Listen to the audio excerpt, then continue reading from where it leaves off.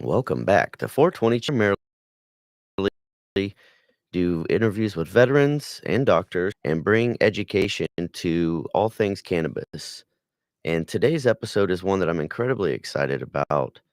Um, I'm interviewing Rick Glass, who was a Marine Corps veteran, 2 combat tours, battled alcohol addiction, even broke free from prescription medications. His story is one of resilience, transformation, and purpose. Um, he didn't just heal, he turned his journey into a mission to really help others, especially first responders, police, firefighters, to find a better life through cannabis. And he's done so much in his community just to help out. With that being said, I want to give a warm welcome to Rick Glass. Rick, welcome. Thank you for being on the show today. How are you? Good. I appreciate you having me. I'm very, very excited about being on here and really excited to share a little bit of my journey. Right on. Well, let's jump right into. Want to tell us a little bit about your background and your military service? Sure. I actually went to boot camp during 9/11. I joined July 31st of 2001. So I really didn't know what I was getting myself into. Kind of a crazy story, but um, well, a very personal story, but I think it's kind of important to see how one person's actions can really affect a lot of different lives. But I actually found out that my father was cheating on my mother, and I was supposed to go to boot camp in November of 2001. After I found out that information, don't need to go into every single detail, but I went to my recruiter and I said, "Hey, I need to go to boot camp like immediately, and I want to kind of remove myself from this situation." So about 2, 3 weeks after that, when I went to my recruiter, I was shipped off to Paris Island, South Carolina, of July 31st of 2001. So I was actually in boot camp when 9/11 happened. I was on the rifle range, and obviously things kind of escalated very, very quickly. But yeah, I did my 4 years in the Marine Corps from 2001 to 2005, 2 combat tours, one in 2003 and one in 2005. And yeah, my military experience was definitely had a lot to do with my alcoholism. I believe my alcoholism was already kind of showing even before I joined the Marine Corps. But I think a lot of veterans kind of already know out there that the military definitely promotes drinking, in my opinion. So I think my drinking got a little bit worse. And obviously, when I got back from my 2 tours in Iraq, I definitely noticed my drinking was a lot different, a lot more isolated. The volume was definitely increased, and just a lot of my emotional regulation was I wasn't doing so well. So yeah, did my 4 years, got out as a Lance Corporal in E3. The whole Terminal Lance cartoon really definitely humors me because I can definitely relate to that. I was not the most stellar Marine in the world, and definitely put myself into a lot of situations where I got into a lot of trouble. So You to join boot camp and during 9/11. That's a whole game changer. You don't know what to expect already, but while in boot camp, that happening, that had to be incredibly traumatic. How was that? Like with the and everyone while you're in boot camp? Like what was going through your and I just well, it's joined, I kind don't of know we're at like this pandemonium. right. Well, it's kind of interesting because I hear people talk about their 9/11 stories on where they were. And in all honesty, we don't have any access to television. We don't have any access to newspaper. Obviously, you can't call your friends. You don't have any access to phones or whatever. So we honestly thought 9/11 was made up. We thought it was a way for our drill instructors to really motivate us, to really increase our training. So we really didn't even know that it was a real thing until actually a guy in our platoon, his father was killed in 9/11, and he actually had to leave boot camp. And once we found that out, that's when it kind of all struck true to us. But it was definitely very intense. You could definitely see a big shift in the drill instructors. Obviously, a lot of the drill instructors, being a drill instructor, that's not their original unit. A lot of those guys come from combat units. So they were all trying to basically leave Paris Island and go back to their unit, and really start training. But the training definitely intensified. In the Marine Corps and boot camp, the training is pretty already, it already is pretty much intense. But then kind of finding that out, it was definitely a different vibe, and the drill instructors definitely kicked up training very intensely. So I think that probably had a lot to do with a lot of the things that I went through as well. I would say because one of our mottos is we train like we fight. And at that point, that's a real fight. So, wow.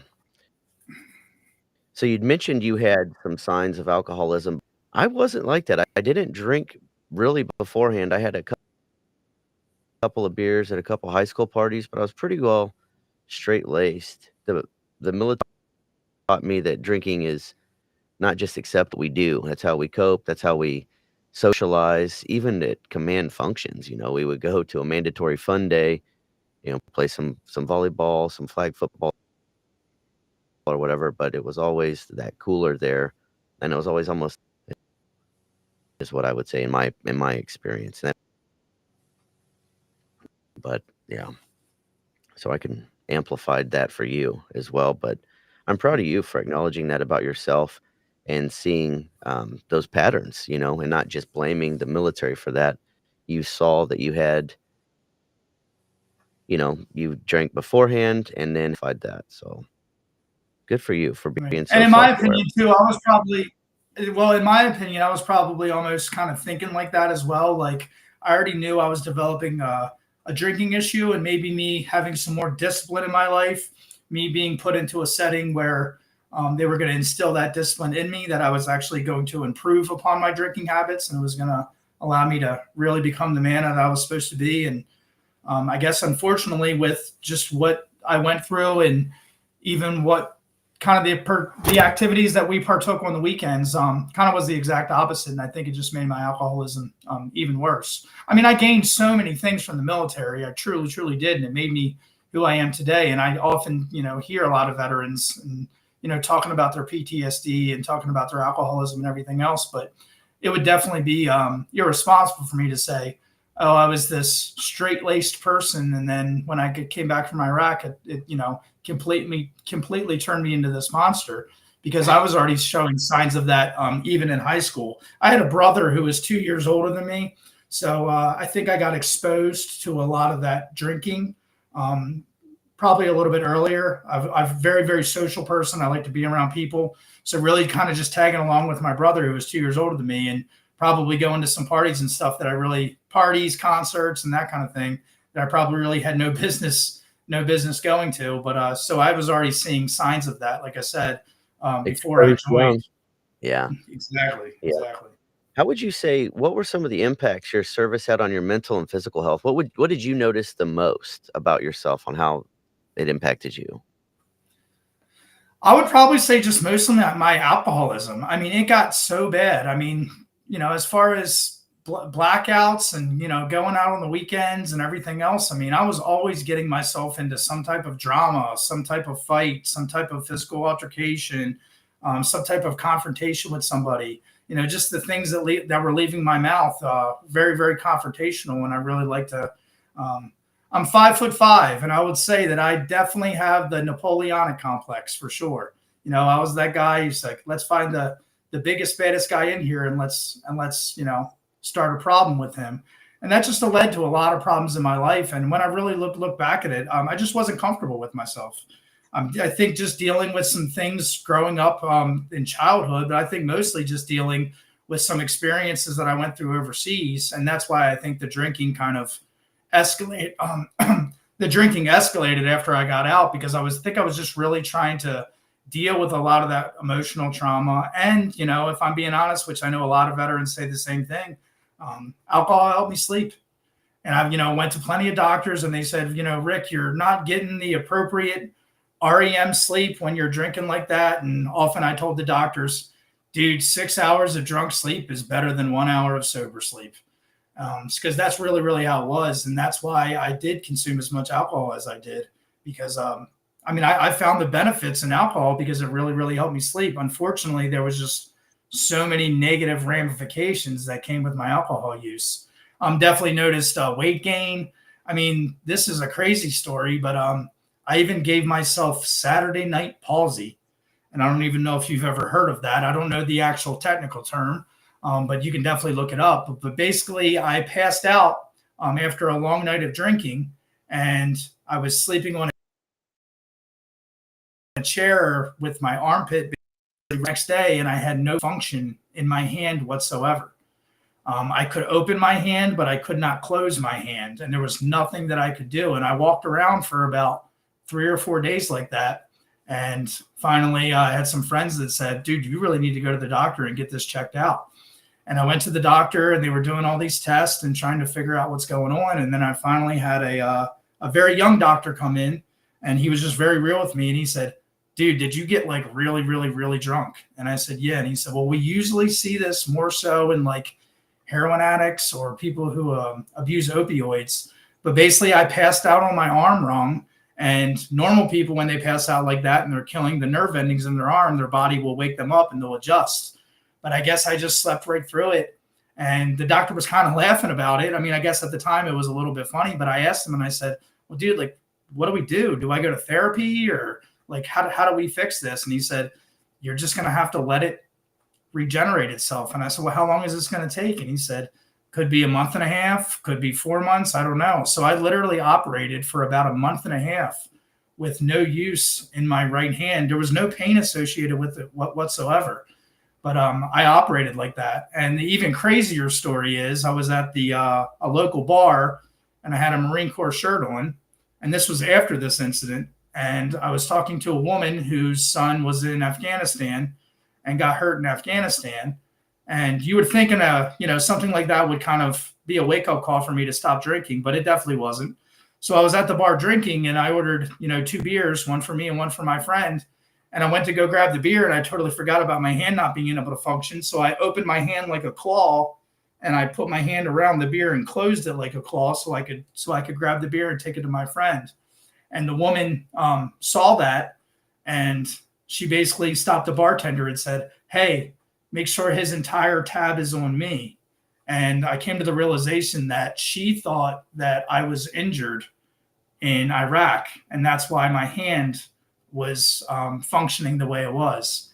And what a humbling, embarrassing moment. If I could ever go back and find that woman, that would really mean a lot to me. But just a very, very embarrassing moment that she was trying to pay for my bar tab because she thought that I got injured from my overseas service. But my injury was due to the fact that I was a raging alcoholic, and that was it. And again, I've had a lot of incidents in my life happen that you would think you hit your rock bottom, but I know often people say in recovery, a lot of people's rock bottoms have trap doors. And I was a very big example of that because some things that other people went through that would have been like, okay, that's enough. It's time to make changes. I had to keep experiencing them. I had to keep going through them until I had to finally make this decision of like, you are actually going to kill yourself if you don't stop drinking. And that's so fun, crazy to think about. It's like my rock bottom doesn't have to be yours. And it's, we see the signs and we keep going sometimes. And like I heard you mention, sometimes we make excuses for ourselves, like, oh, I'll just do this when I eat, you know, crabs or whatever. I'll just have a beer when I'm eating crabs. And we know better. But so that didn't actually end your addiction. Can you tell us the story that led to what led to you quitting alcohol and what a coincidence at the time Yeah, of that? I definitely had many run-ins with law enforcement in my hometown, and not all negative. I mean, I should probably have been arrested many more times than I actually was, but a lot of the law enforcement, the local law enforcement, kind of knew about my story, and were honestly giving me a little bit of a pass in many situations. I mean, there's been times where I was put in the back of a police car and taken home, but not ever arrested when I probably and I know those officers were definitely trying to assist me, but I think sometimes too they might have actually been continuing my addiction because I felt like I could get away with a lot. And kind of wanted to touch base on what you were saying too. I think in the veteran world, it's very hard for sobriety as well because I'd be at a bar and let's say it was an anniversary date of somebody passing away, and one of my friends or some random stranger would come up and say,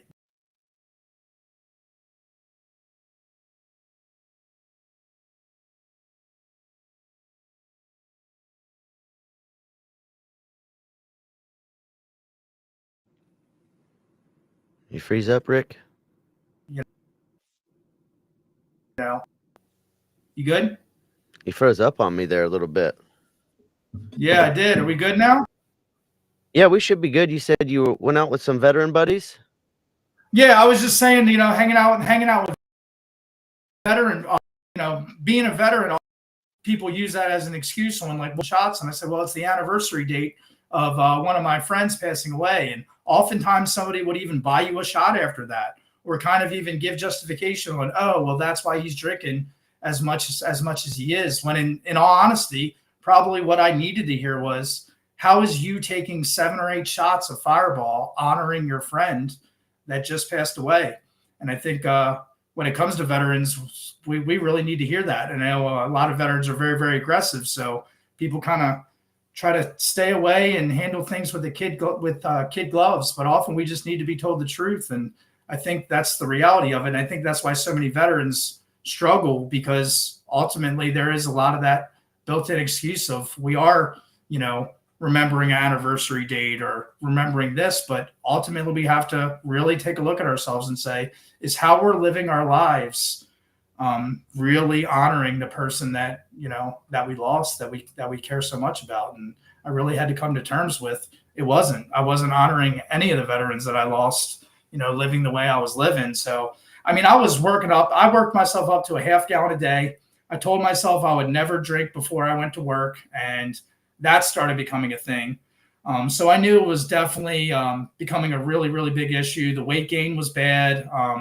Just all kinds of physical symptoms that I was experiencing. But I went out one night and decided to get really, really drunk and I guess attempt to drive home. But I was arrested on April 19th, 2017 for a DUI. And I was not a cannabis consumer at the time. In fact, all my friends in my life that ever used cannabis kind of had the typical fat, stupid, and lazy mentality. But I checked myself in to the Martinsburg VA rehab the following day, just because I knew how bad it had gotten. And I went to 2 rehabs before that, which obviously weren't successful. But yeah, I got arrested on April 19th, 2017, checked myself in the following day. So my alcohol-free date is 4/20. National Cannabis Holiday. And people often say to me, like, oh, that's a great day to pick for your sobriety day. I said, I didn't pick it. The Westminster City Police Department picked my sobriety date, but it's definitely part of my story.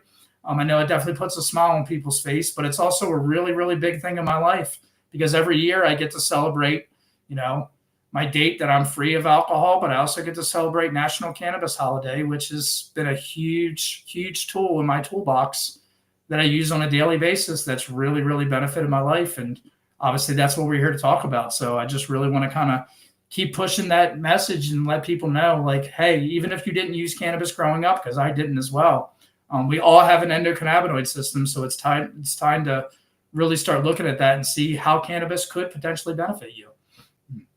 And I did want to touch on something you had mentioned. You said and consume cannabis, and your friends that did fit that stereotype of the fat, stupid, and lazy.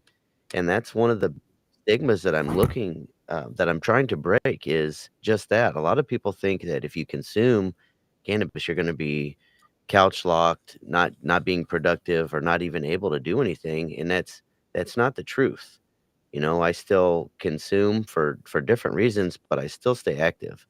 I still, and like even yourself, I can tell you spend time in the gym, you're on mission, getting things done, and not locked in the couch. So I did want to talk just a little bit about that stigma of being, in the couch, like you say. Right. Well, I also think it's a really easy thing for people to talk about who are basically maybe not the biggest fans of cannabis. People are going to be people. And when it comes to cannabis, I often say, like, people try to blame their life on a substance that they're using. And sometimes it has nothing to do with that. It has to do with the actual individual. But I tell people very, very often that sometimes the most medicated I am, or the most elevated I am, is at the gym. I think we really need to start breaking down some of these terpenes and the mind-muscle connection.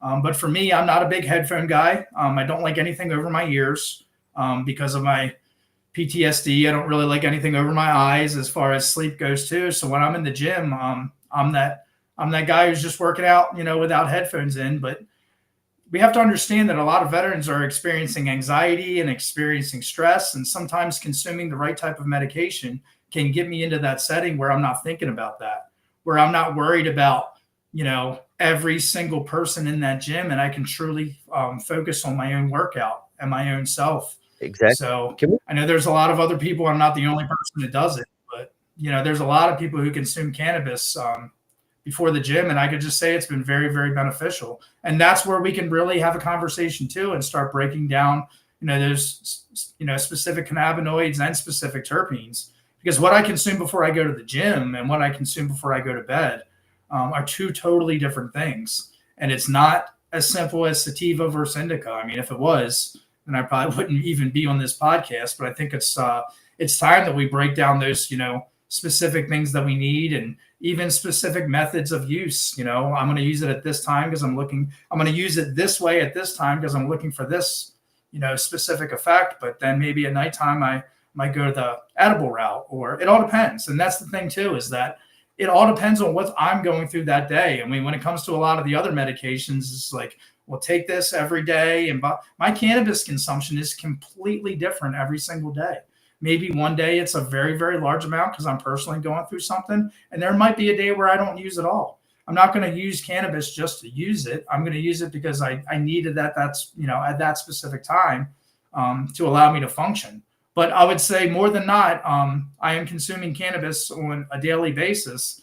And I mean, if they come up with a cure for PTSD where you could take a pill and say, you'll no longer have PTSD after taking this pill, that'd be great. But until then, I'm going to continue to be a daily cannabis consumer, and obviously keep an open mind. I always want to keep an open mind to no matter what research is coming out, different research about cannabis, different research just about anything, pharmaceuticals, a lot of other holistic things, a lot of other supplements as well. So I just don't want people to get this idea that like I started using cannabis and my life got completely fixed. That's not true at all. There's a lot of things I do on a daily basis that have nothing to do with cannabis, that specifically for my mental health. 1,000% agree, and I want to get to that. But first, let's talk about what actually got you into cannabis. That was another story that I had heard on your previous podcast, but I'd like for our listeners to understand how you got into it and why. I would honestly say desperation. Desperation is truly why I really found cannabis, because I've had many friends throughout my life who were constantly talking to me about, Rick, maybe you should soak some weed, man. You seem really tense and you seem really, really angry. And I kind of just blew a lot of those people off. And even the times where I did consume cannabis, I say I was not a cannabis consumer. And I mean that saying I wasn't consistently a cannabis consumer, but for the 4 or 5 times I ever used cannabis, I was always very, very drunk when I did it. So I definitely never got the ability to really experience what the full benefits were, because I was already probably half a fifth of vodka deep when I, started using it. But I think it came from a true place of desperation. And, when it goes to rehab and when it goes to counseling, and a lot of good stuff is occurring in those one-on-one sessions. But I think when you're in a rehab facility, a lot of the good information that you're going to get is at the smoke shack, is hanging out with the guys at the chow hall. You know what I mean? Is going for walks with other veterans, seeing another veteran up at 1:30, 2 o'clock in the morning, and having that real one-on-one conversation. I think that's when you get the really, really, really good stuff. And just way too many times, even in rehab, and I know those people are going to say, well, we shouldn't send veterans to rehab anymore, but I think the exact opposite. But in rehab, I just had at least 5 or 6 veterans come up to me after an anger management class or after some type of group therapy setting, and they say, hey, Rick, man, I know you're here to get clean, and I know you're here for rehab, but like, have you ever thought about using cannabis? And when you hear that over and over and over again, you kind of, and especially when it's coming from people who you trust and people who have your best interests. I just said, I have to look into this, man. I really, really have to look into this. I have to look into the endocannabinoid system. I have no knowledge of any type of information about cannabis. I'm just basing it off of maybe a couple of my friends who used it in high school. But yeah, I mean, I didn't find cannabis until my until my mid 30s, but it was truly from a place of desperation. And it was probably from a place of these pharmaceutical medications are just not Rick, cutting it. I did not feel myself.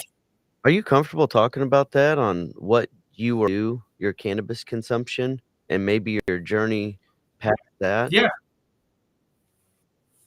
yeah, absolutely. I mean, when it comes to a lot of the pharmaceutical medication, I mean, it was just a litany of drugs that they were just trying, when it comes to Zoloft and Buspirone. And it's been so long since I'm coming up on 8 years without any medication. But I mean, Seroquel, Paxil. I mean, I know Seroquel for me was probably one of the worst ones. And they even had studies coming out too, talking about veterans using Seroquel. Something like over 50% of all veterans who use Seroquel are gaining 15 pounds or more.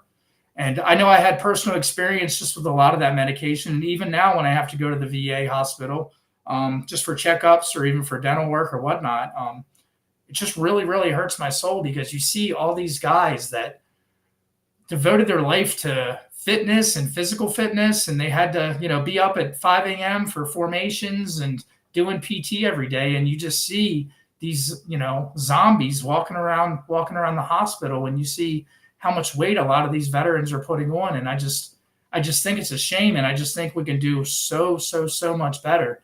Because what I often say when it comes to a lot of the VA medication too is, and trust me, I know there are plenty of people who are getting benefits from prescription medication. I personally have made the decision that I'm just not going to take them anymore.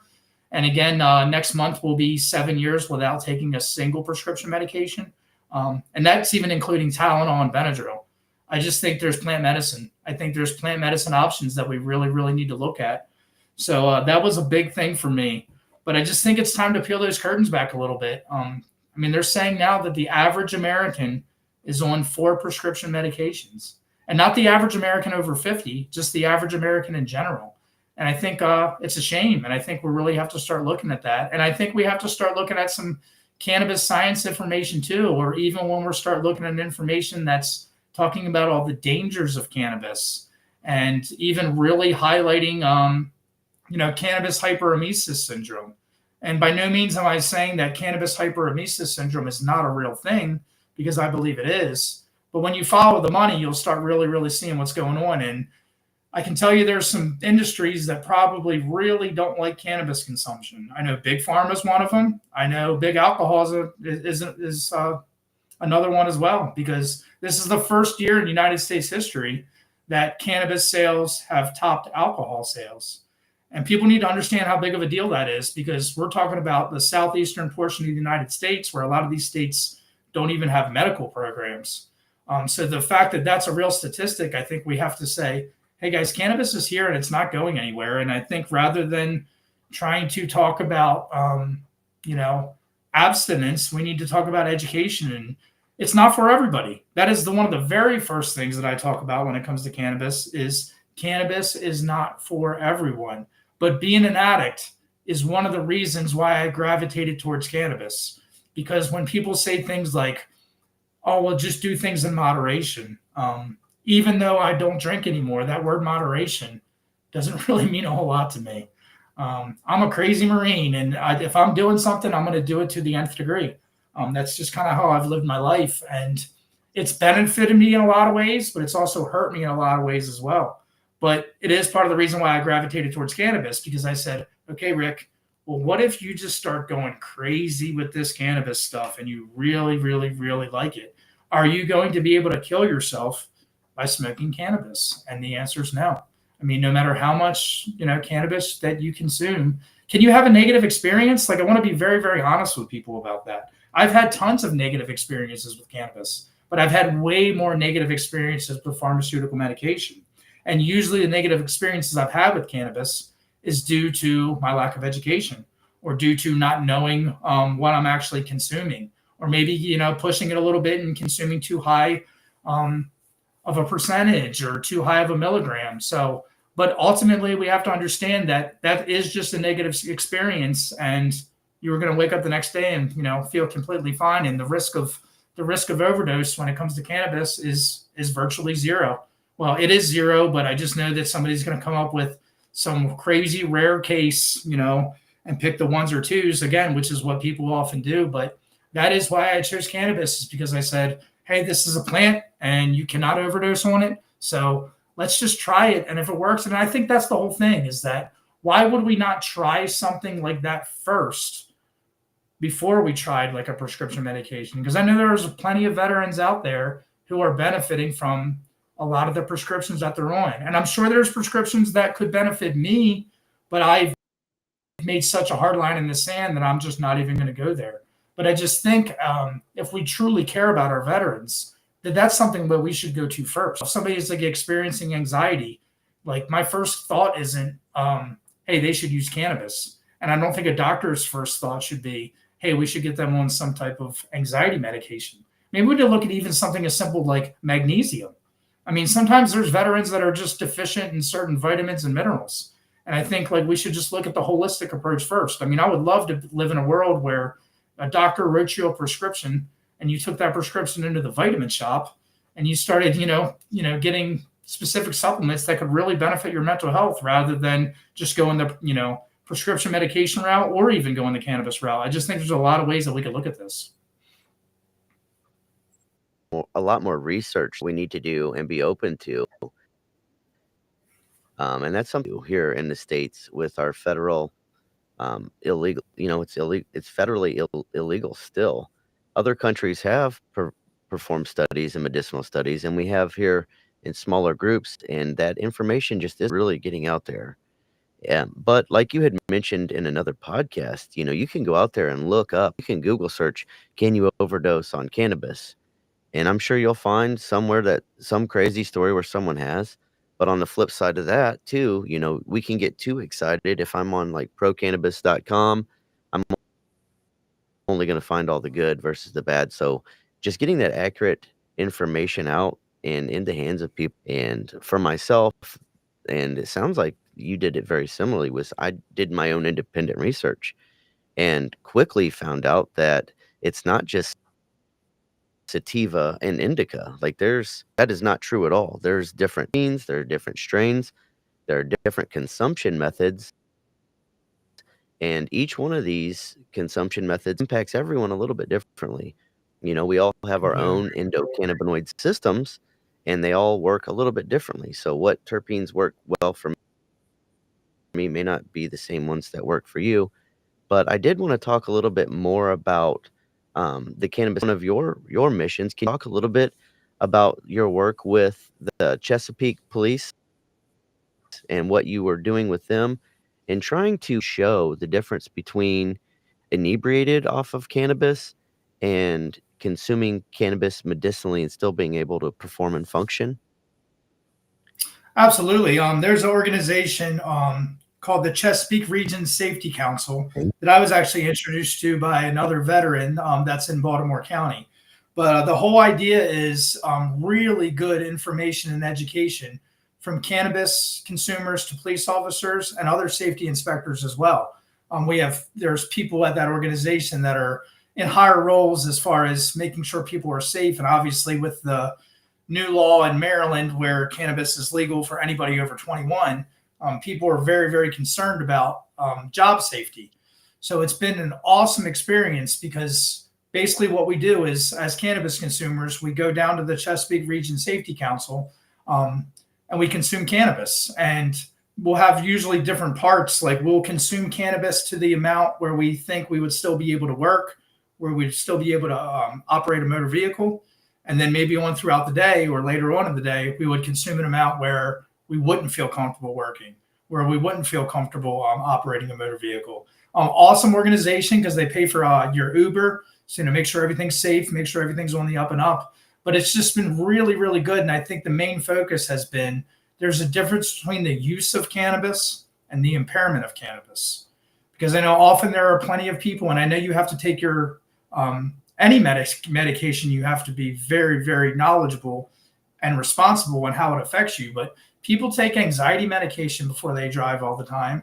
And when I talk about consuming cannabis and like, you consume cannabis and drive, and I'm like, well, it's not that simple, But are there times where I consume cannabis in the morning and then assess how I feel and then decide that if I'm comfortable enough, where I'm responsible enough to get behind the wheel. And I do. And I think it's been great education to really kind of show a lot of these police officers and these other safety inspectors that not all cannabis consumption makes you impaired. And there's a way to really, really look at this. And I know there's often times when people say like, well, yeah, I'm a better driver when I have a couple beers too. And they kind of try to relate that to what I'm saying with cannabis. But I think we have to look at it like a little bit differently, because when I'm driving on the road and I see a bag of trash, most people would see a bag of trash, and obviously it's gotten way better throughout the years, but I still have that PTSD, and that bag of trash is no longer a bag of trash. That bag of trash is a bomb, or that bag of trash Yep. is an IED, and I can become very, very impulsive, and I can, jerk that steering wheel, which is not safe for me, and it's not safe for anybody on the road around me. And by no means am I saying driving high, but what I'm saying is having cannabinoids in my system where I'm functioning better. I might see that bag of trash, and those cannabinoids allow that filter to kind of occur in my brain to say, hey, Rick, it's just a bag of trash. There's no reason for you to yank that steering wheel. And it allows me to drive much safer, and not only safer for me, but safer for a lot of other people around me. So I just think it's time that we really kind of look at that, because if we're going to say cannabis is medicine, what is medicine used for? Medicine is used to make people function better in life. And that I lost you again, Rick. cannabis for me, it just allows me to function. Yeah, I'm glad that you brought that up with the on the lookout for IEDs, because I always use the example of when I'm at a club or something with my children and it's busy with people. This feeling that comes over me, and I just can't. I struggle to turn it off. I'm listening to all of these sounds. Although I'm analyzing everything. Like, is this a bad guy? Is this a bad guy? Not even realizing my kids are right here trying to have a conversation with me, or we're standing in line. Like, I'm not having fun when I can't turn that off. And I think that's something that I wanted to kind of just call out. So I'm glad you used that as an example, because oftentimes we get caught up in and we're on the lookout, and we don't even realize how that's impacting our day-to-day life. Like you said, just even swerving away from some trash or disturbed ground over Mhm. here. Back standing right over here. Mhm. God forbid fire. You know, that's thank you so much for covering that. And um, it does help us in many different scenarios throughout the day. So can we talk a little bit also about what you're doing with the fire department there in Virginia? You were just out there this last Wednesday advocating. I'd love to hear a little bit more about that as well. Yeah, actually, it is in Maryland, but it kind of is really tied into my work with the police officers as well, because this actually happened a couple years ago, where I was at a bee farm. I was the community liaison for a dispensary, and I was at this festival at a local bee farm, and I ran into a firefighter, and I was talking to him about the cannabinoids and everything else, and we had a really quick conversation. And he said, "Well, unfortunately, I'm a firefighter, and obviously, we're not allowed to use cannabis because of the testing and everything else, and Schedule 1 and whatnot." So I actually ran into one of his partners. They work for the Howard County Fire Department, but I ran into one of his partners at one of those cannabis labs at the Chesapeake Region Safety Council. And they just are very aware that I've been very involved in the community and very big on advocating for cannabis. And I have so many friends who are in the fire department, and being in the military, law enforcement and fire. I just have a lot of friends that are very, very involved in that. So they actually asked me to come down with them last week, because they were trying to pass a Senate Bill 1023, which is going to allow medical cannabis consumption for off-duty firefighters, which I fully 100% support. And I think it's just common sense. I mean, the fact that I feel like I had to go down to Annapolis and talk about this, I think is kind of crazy, because, hey, if a firefighter can, take opioids, or if a firefighter can drink, a fifth of vodka the night before he goes to work because he's trying to sleep better, then we should allow them to have the option of taking edible or smoking a little bit to go to bed. Because if we're going to say cannabis is medicine, then we have to say cannabis is medicine. And our firefighters deserve to have that medicine. When it comes to the things that they see on a daily basis, from PTSD and even some of their injuries that they go through too. I think it's absolutely criminal that we're keeping medication away from firefighters.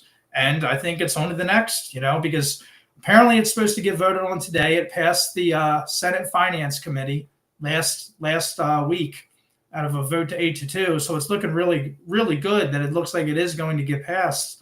But who knows? It's politics. There's always something that can happen last minute. But that's what I've always said, is that the fight is not over. I mean, the fight is going to keep going. Anybody over the age of 21 should be able to use cannabis. I do not care how safety sensitive your job is. I am not trying to create high police officers. I am not trying to create unsafe work environments, but I'm trying to create an understanding of how cannabis can be so more beneficial than a lot of these other substances that we're ingesting, whether that be pharmaceuticals or whether that be alcohol. I mean, there's just a lot of other things that people are ingesting just to try to increase their quality of life. And it's not increasing their quality of life. It's actually doing the exact opposite. And I mean, I think that can really even go to, even towards active duty military. I mean, I said that to a guy the other day who was active duty military. He looked at me like I was crazy. And I said, dude, I think we really, really need to push that. But obviously, the Schedule 1 is the biggest thing that's holding that up. I mean, they look at cannabis and fentanyl as the exact same harm on our community, which I think is absolutely crazy. But again, I just think we're going to keep pushing, because I was actually at a safety conference 2 years ago, and there was a lawyer there, and she was actually more pro cannabis than I realized. But she was just talking to a lot of HR people, talking to a lot of different safety inspectors. And she said something that was just really, really powerful to me. And she said, if your company has a very, very strict anti-cannabis policy, you might as well just say you're pro-opioid. And it really kind of allowed a lot of people to drop their jaw, because, I mean, it's true. And I mean, even when I got up there and spoke too, and I said, guys, I go to USA Jobs all the time, and I see a lot of these federal jobs that I think I would be a really good fit for. And 10 years ago, when I was consuming no cannabis whatsoever, and I was drinking a half gallon of vodka a day and had bags under my eyes and could barely function, I would have been allowed to apply to some of those jobs and maybe even got accepted to some of those jobs. But I'm currently, in my opinion, and obviously trying to stay humble, but I'm currently, in my opinion, the best version of myself.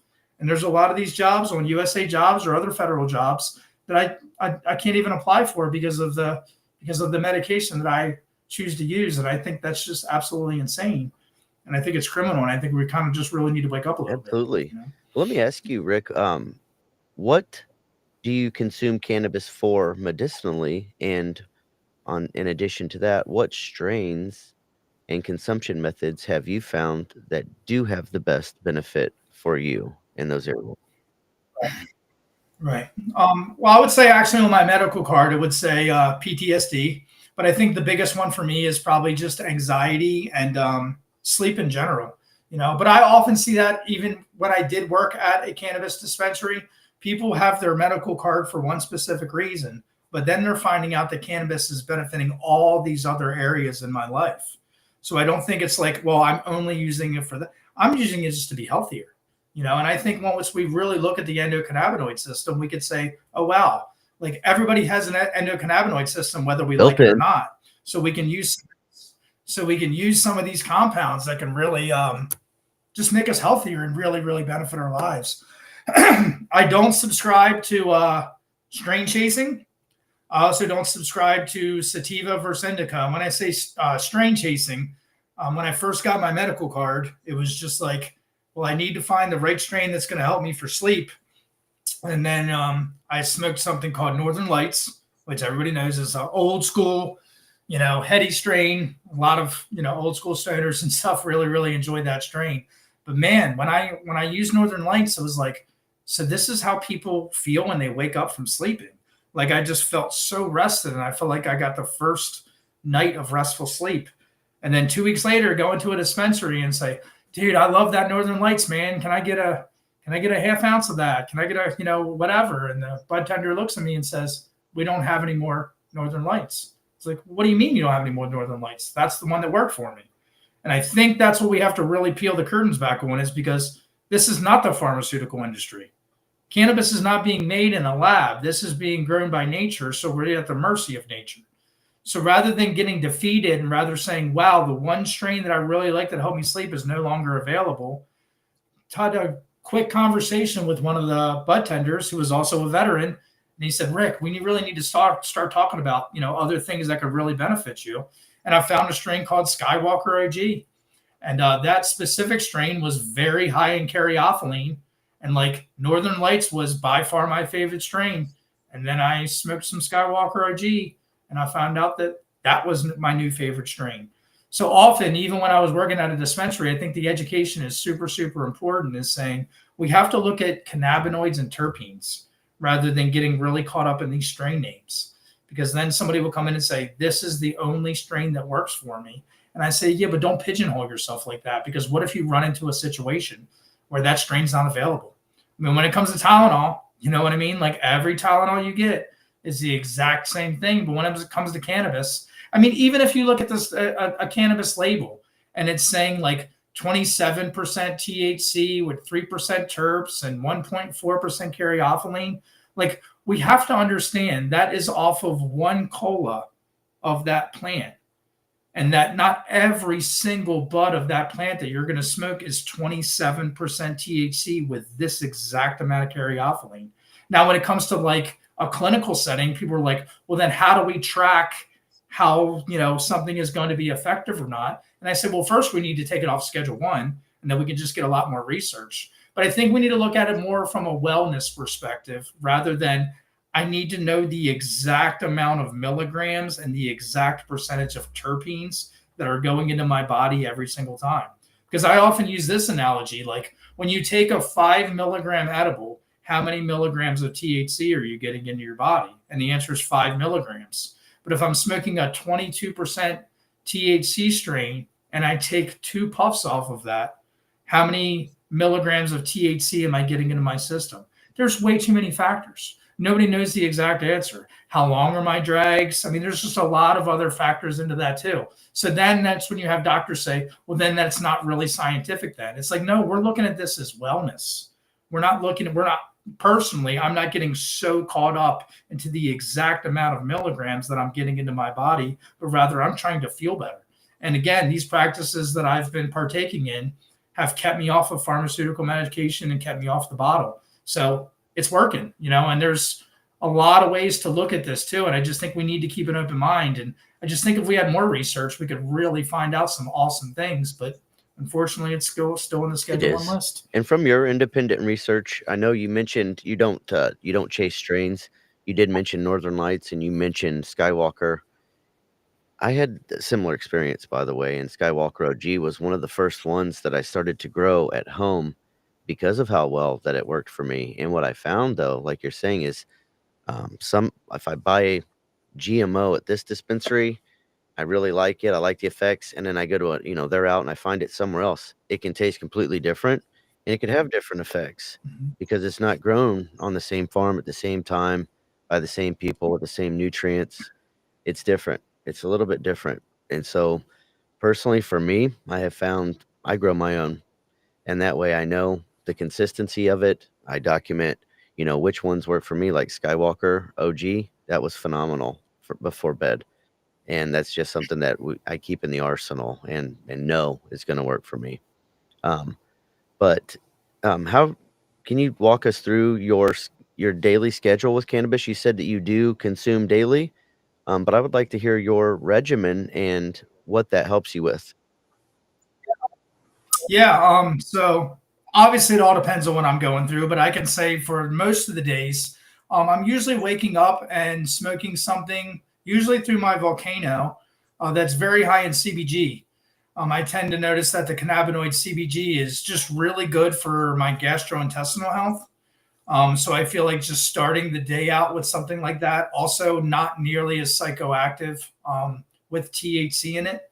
because there might be a time where I just smoke straight CBG flower with no THC whatsoever, or there might be a time where I consume that along with THC. And I think it all depends on the kind of the kind of sleep I got the night before will kind of determine on how I feel too. Because often I would say this to other patients too, and like trying to keep it really, really professional. But I say, yeah, if you take your edibles at the right time, then you can actually wake up and have, a double dose from your medication. And, sometimes some of the elderly patients say, well, what do you mean a double dose from your medication?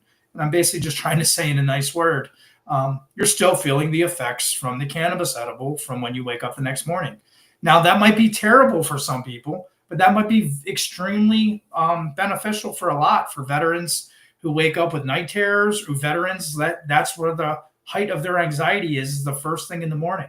So it all depends on how we kind of look at it. But again, I would say for the most part, I'm pretty much indica dominant, but I really still don't even like to use those words indica and sativa.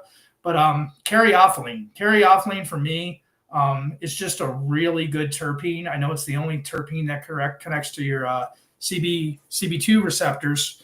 And it's just been very good for me. It has that earthier smell. I mean, obviously it's the active ingredient in black pepper. So, and I know a lot of the times people say this is kind of bro science, but I have black peppercorns in the center console of my car. And I know if I'm kind of going through something, or if I'm experiencing a lot of anxiety, and maybe necessarily I don't want to use cannabis at that time, I'll chew up a couple black peppercorns in the back of my teeth. And that's pretty much what I'm doing. I'm forcing caryophyllene into my body. And it's a very grounding effect for me. And I know other people have kind of done the same and kind of given me similar benefits that they've experienced as well. But again, I really don't subscribe, but I think we need to look at, and with veterans as well, like we always, as a cannabis advocate, I try to steer away from talking about the negatives of cannabis, but I don't think we can do that. I think we have to talk about the potential effects that some strains can have on some people. I mean, my first year having my medical card, and I was consuming strains sometimes very high in pinene, and I was noticed if we're high in pinene or high in terpinolene or, some other terpenes in there as well, that my, heart would start getting elevated and start kind of racing thoughts a little bit. And we need to understand that like pinene is very, very good for alertness and focus. But as a veteran who has PTSD, I'm very alert and focused as it is. So if I consume something with a high amount of pinene, I might raise my alertness or raise my focus, but that might not be beneficial to me at that moment. And people will have that experience and say, I smoked weed one time and I freaked out and I'll never smoke it ever again. And I say, well, what did you smoke? Well, I don't know. It was at my friend's house, or it was at my neighbor's house. We now have the ability, not everywhere, but we have the ability in Maryland to be able to check our actual labels and to be able to see these terpene percentages and to see these other cannabinoid percentages. So I just think it's really important to kind of dive into some of that too, and not completely run away from the fact of, yeah, there are some strains that might not be beneficial, but they might be very beneficial to somebody else. If somebody was super depressed, then a high pinene strain might be great for them. And rather than saying, oh, I avoid terpinolene and I avoid pinene, now I work it into my daily consumption. Because right before I go to the gym, I might consume something that's very high in pinene or very high in terpinolene. And it's giving me that effect that I'm looking for. And it's helping me with that mind-muscle connection. Now, when I get out of the gym, that's when I might go a little bit heavier caryophyllene or even heavier CBD. Again, people are just focusing on THC and CBD is like all you ever hear about. And I think we need to focus on all the other cannabinoids that could be very beneficial to the body as well. Agreed. Especially as this research is starting to come out and they're finding, like you mentioned, the CBG for gut health. That's something that I want to talk about. I'm just going to plug it really quick. Is every morning when I wake up, I have stomach issues, and I'm not sure what caused it. There's a lot of speculation around that, but I will say that specific terpenes in the morning will really settle my stomach quickly, very quickly, faster than any prescription meds I'd ever had in the past, and even faster than specific juices and things like that. And I consume primarily flower. So if I'll smoke just a little bit in the morning, and it almost instantly soothes my stomach, and kind of calms me out a little bit. So, yeah, absolutely. Thank you for bringing that up because that's just one of the minor symptoms of health that I found that it really helped me with, and I wasn't expecting that myself. Well, it even kind of went into like the whole dabbing aspect too, because again, I was a rookie to cannabis and I knew nothing about cannabis whatsoever, and I was very hesitant on a lot of these different methods. And when I first saw somebody dab, I said to myself, I will never consume It looks cannabis that way. bad. It looks And like you're doing it, drugs. it's exactly, it's very, very foreign. And now I can say that one of the predominant ways I consume cannabis is through dabbing.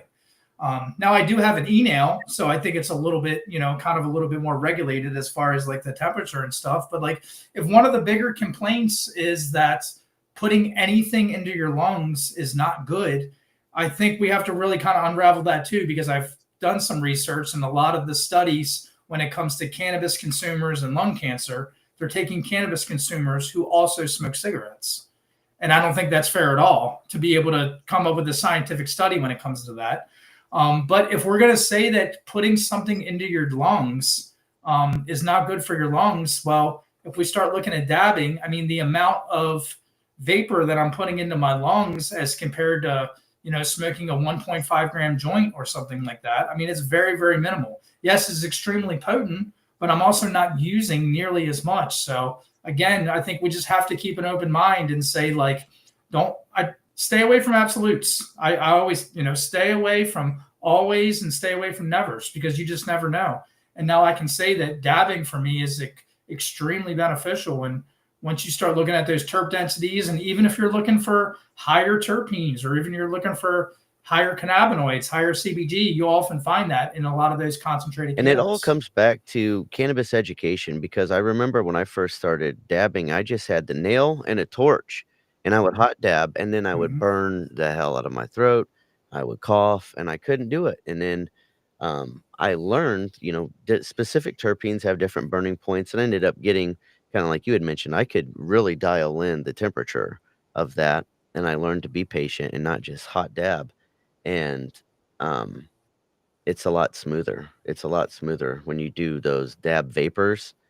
It it doesn't burn as bad. So I didn't know that when I first started. I just thought torch, hit the thing, and take it straight in, and it hurt. It really did. It hurt me for a while in my throat.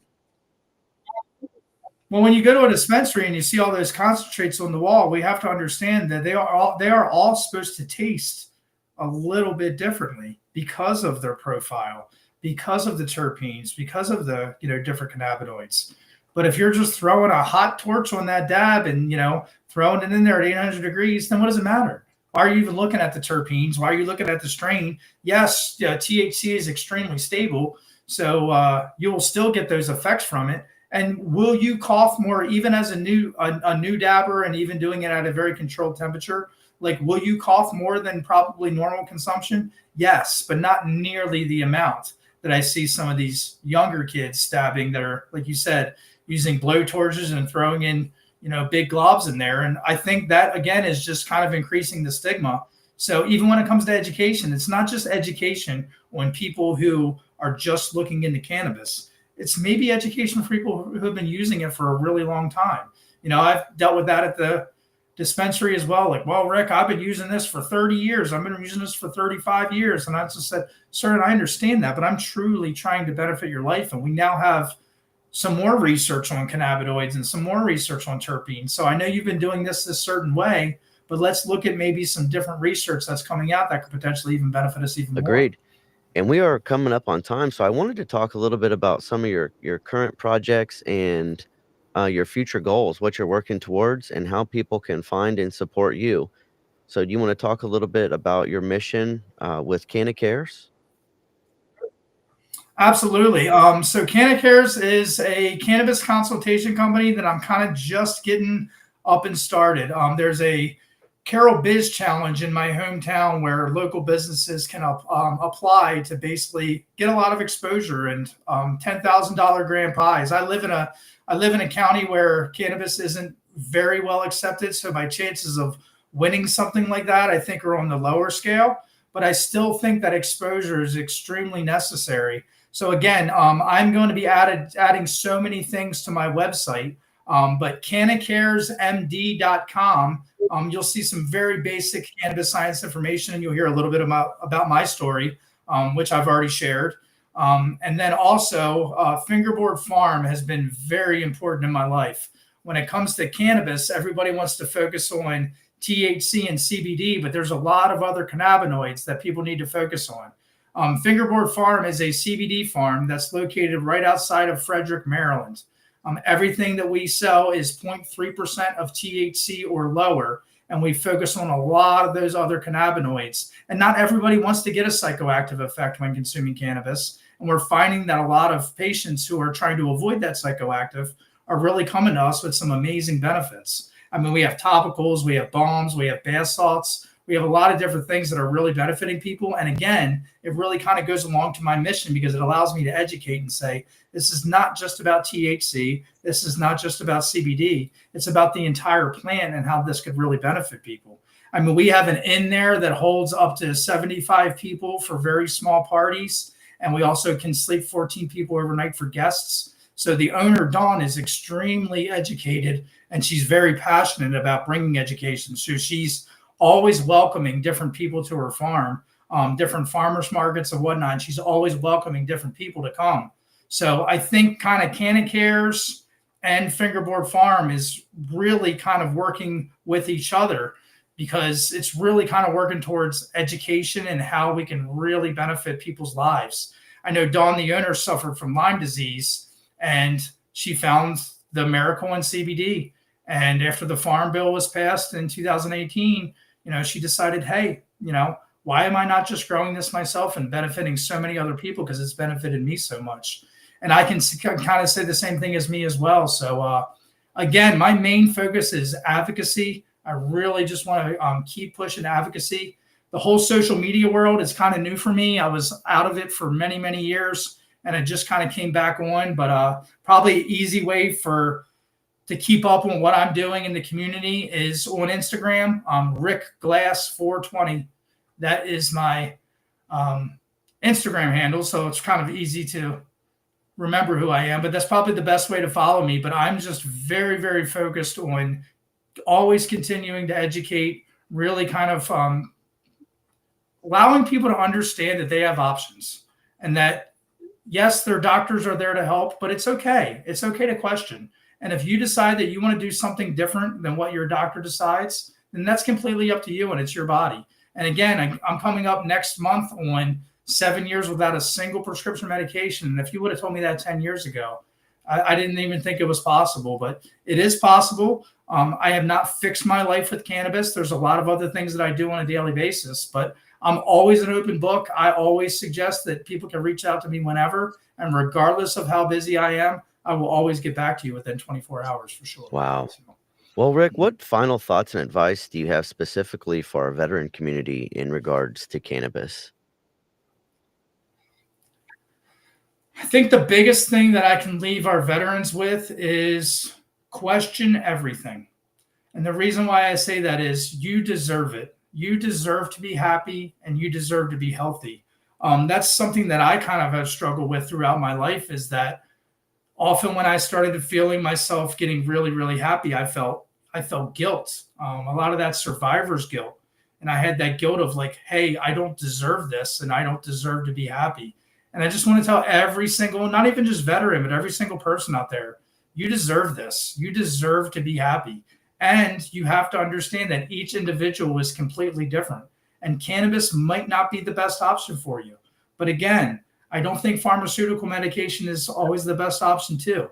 Because when I talk about pharmaceutical medication, the antidepressants that I was getting from the VA hospital did exactly what they said they were going to do. They kept me from being depressed. They also kept me from being happy. I think we have to understand that we're supposed to go through normal emotions. We're supposed to go through anger. We're supposed to go through sadness. And rather than trying to mute your life all the time, which I see many people do even with cannabis, you cannot run away from your problems. It's time to start facing them. And cannabis is a tool in my toolbox that I use on a daily basis that has completely benefited my life.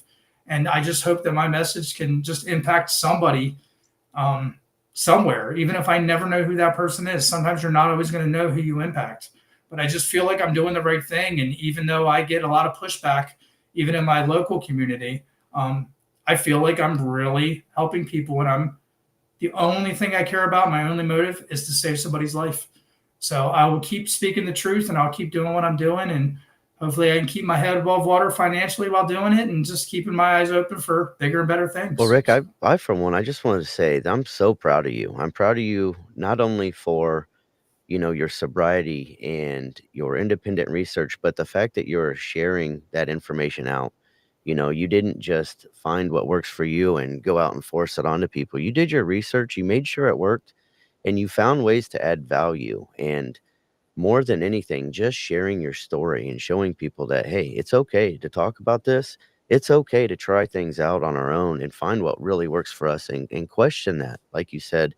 So I'm proud of you, Rick. I think that you are a beacon of change. You're exactly what we need. We need more of this information and education out there because all too often we throw a band-aid on things and we just cope. And there's ways for our veterans and everyone, not just our veterans, everyone, humans, to heal and overcome, not just cope. Get to the root cause of issues and fix them. And cannabis is not a cure all for a situation, but it is something that can help alleviate pain. It is something that can help give you the sleep that you need, maybe to find that energy.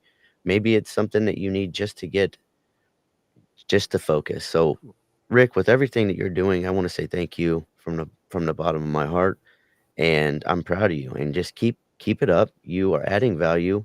You're making a change, and you're right there on the front lines. So, thank you for coming on today. Well, I really appreciate it. Obviously, anybody, again, I'll say it again, but I am an open book. I would, suggest anybody can reach out to me wherever. But I just think the best ways, Rick Glass 420 on Instagram is probably the good way. Canna Cares MD, and really just supporting our mission at Fingerboard Farm as well. Fingerboardfarm.market, and you'll see all the amazing things that we're doing at the farm, and you'll see a lot of the products that we have that are benefiting so many different veterans. So I really appreciate you having me on. And again, if anybody needs to reach out to me, I would love to help. Absolutely. Well, thank you so much, Rick. I'm going to close this out real quick. What an incredible conversation today. His story is a powerful testament to resilience, healing, and the life-changing impact that cannabis can have. If today's episode resonated with you, please share it out, because the more we talk about plant medicine, mental health, and veteran healing, the more we can break the stigmas and create real change. Do you have a story of healing with cannabis, or do you know someone that does? Please reach out. I would love to share their story, get them featured on an episode potentially. And also, please check out my book, Strains for Pains. You can find that on my website at www.420chief.net. Follow, subscribe. Please comment and share these conversations out to support the mission. Every word helps. Also, you can find my nonprofit, which is www.breakstigmas.com. So much more than just plant medicine, but bringing awareness to the veteran suicide crisis, mental health awareness, bridging the gap between veterans and civilians, which Rick and I covered just a little bit in this episode. So until next time, please be sure to check us out and check Rick out as well. Again, his sites were, let me see, fingerboardfarm.market, and Canna Cares is cannacaresmd.com. So thank you again. Until next time, lead with love, lead with change.